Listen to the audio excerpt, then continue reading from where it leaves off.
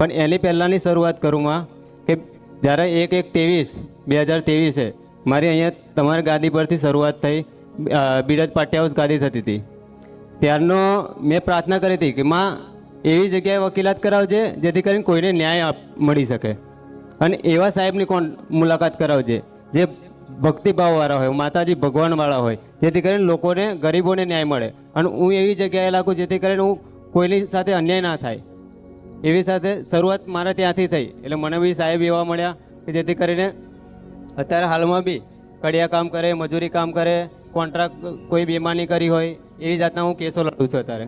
અને હાલમાં જે સનદની એક્ઝામ આપી એ મારે ખુદનું લાયસન્સ આવ્યું.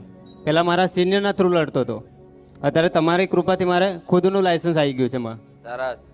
એટલે એ જરૂરથી એની ખુશીમાં મેં મનથી માન્યું હતું કે જરૂરથી હું બારેજા ધામ